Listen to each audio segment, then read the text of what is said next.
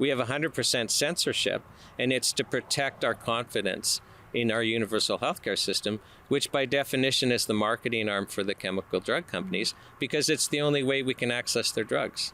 Like, the big money is in the prescription drugs, and the only way we can access them is our universal healthcare system, our allopathic doctors. It's quite interesting once you start looking in it. For Rebel News, I'm Tamara Ugolini here in Cobourg, Ontario, quite literally off of the 401 as the Health Charter Tour comes to a close. I'm joined with constitutional lawyer and president of the National Health Product Protection Association, Shawn Buckley, who for the last few weeks has toured across the country, really crisscrossed the country, meeting citizens, practitioners, and advocates who say Health Canada's tightening regulations on natural health products threaten long-standing wellness practices and personal choices. And now, as you sort of reflect on this journey and see it through to the very end, as it wraps up, what moments or stories from across the country stand out most in showing Canadians' response to the Charter of Health Freedom that you have drafted? You know, the thing that stands out most is just how ordinary Canadians have been lining up to hold events. It's all volunteer done as we've been traveling across the country. But some of the stories have been absolutely riveting. So one that comes to mind is when we were in Grand Prairie, Karen Peters shared with us, and she was diagnosed with rheumatoid arthritis. And her doctor said, this is terminal. We can't cure this. It's going to get worse and worse. You will end up in a wheelchair.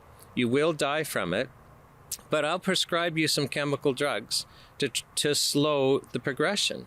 Well, Tamara, one of the drugs was methotrexate, which is a chemotherapy drug. So weekly for a year, she's injecting herself with a chemotherapy drug. She explains she wants to die, literally. She's suffering terribly, and this is her fate. Take a chemotherapy drug for the rest of your life. And I've learned that this is common for rheumatoid arthritis. So she finally sees a naturopathic doctor after a year, and the first thing she says to him is, I have an incurable illness. The first thing he says to her is, there's no incurable illness. Then he cures her illness with nutrition and natural supplements. Well, how many Canadians are being injected with chemotherapy drugs every week who have rheumatoid arthritis? Is it like 100,000? Is it 200,000? Like, one's too many. And we're hearing story after story. You know, Gail West comes to mind in Winnipeg. She had Crohn's just severely. Like, you couldn't go out for supper with your spouse. You couldn't go to your kid's hockey game. They, cut her open and take part of her intestines out. And there's no hope. The chemical drugs don't work. And then she gets well.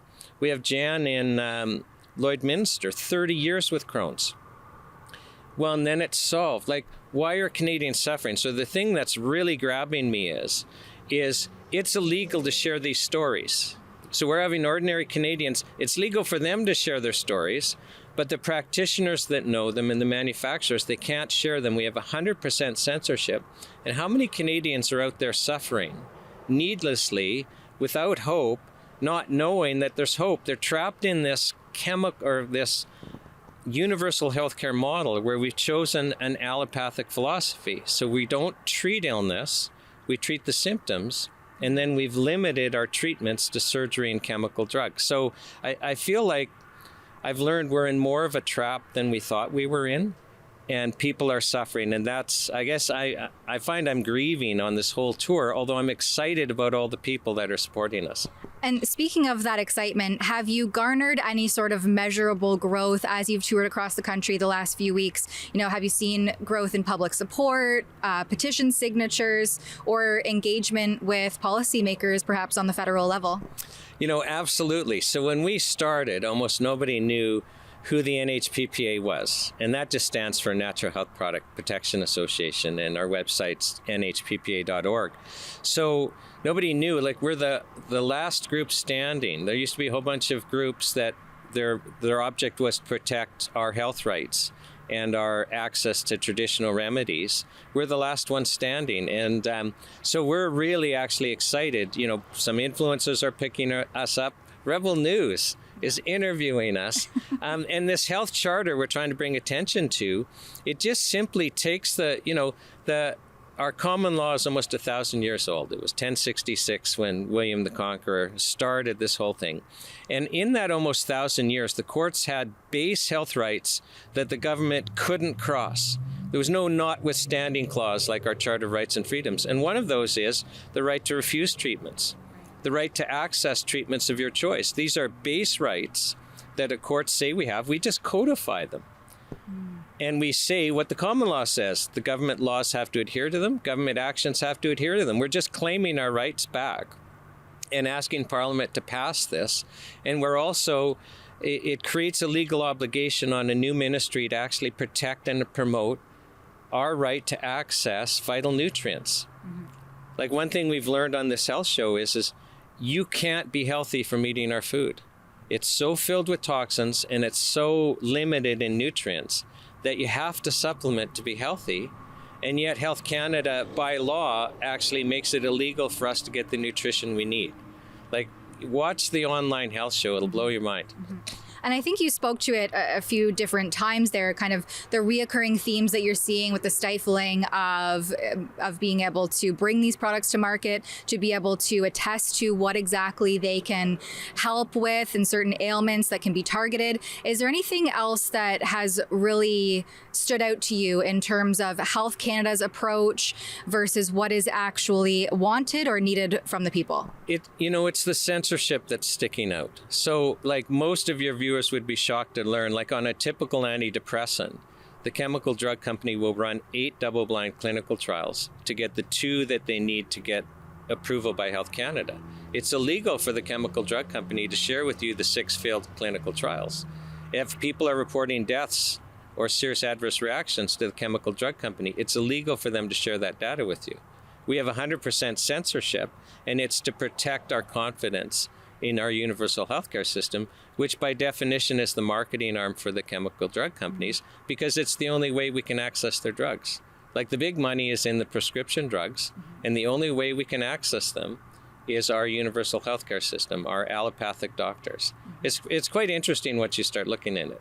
As the tour concludes and your next stop is the final stop along the journey, which is Ottawa, where you will hand deliver this petition to an MP, which I don't know if I caught the name of. Oh, yeah. So it's MP Blaine Culkins. And we have, we actually don't even know how many signatures because we have a mail strike, but we're going to hand over to MP Blaine Culkins 153,000 paper petition signatures, which makes us the 3rd largest paper petition in Canadian history. So think about this. This is history in the making. Citizens getting together, drafting a health charter, 3rd largest petition. The mainstream media, it's been crickets. Yes. And we've had a professional draft 2 press releases. We've, paid the wire service to do it. Isn't that interesting? That, the paper should be all over this. We've got this cool van we're driving around. Everyone wants a picture in front of the van.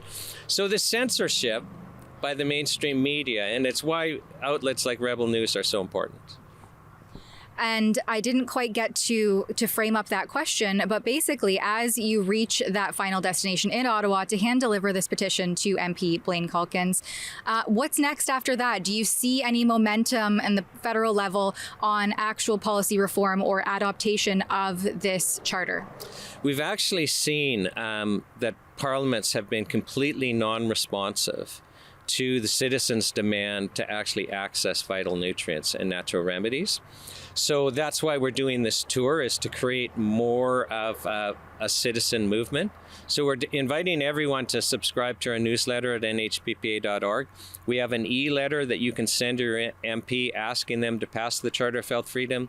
You'll find in your health food stores they're starting to get our postcards demanding that. But collectively, we need to get together and say, enough's enough. We are not losing those bare minimum health rights that 1,000 years of our common law says we have the right to. And we need to stand up and basically stop having to fight just to be healthy. That's what's crazy. We're just asking for vital nutrients.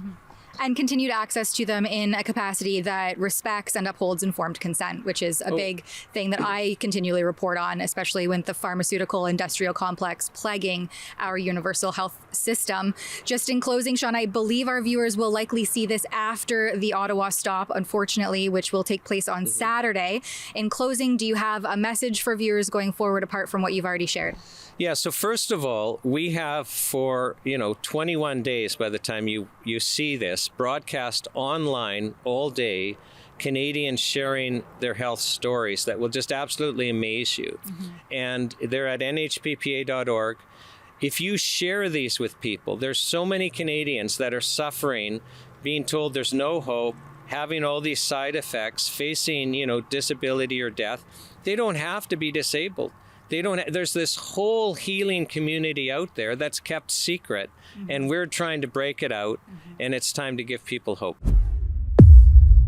If you want to see the evidence where Big Pharma and Health Canada have this entangled relationship, you can head over to nomoreshots.ca, where I have featured exclusive evidence-based reporting on the COVID-19 mRNA-based injections. There you can sign a petition calling on the federal health minister to revoke market authorization for those shots. All of that and more at nomoreshots.ca.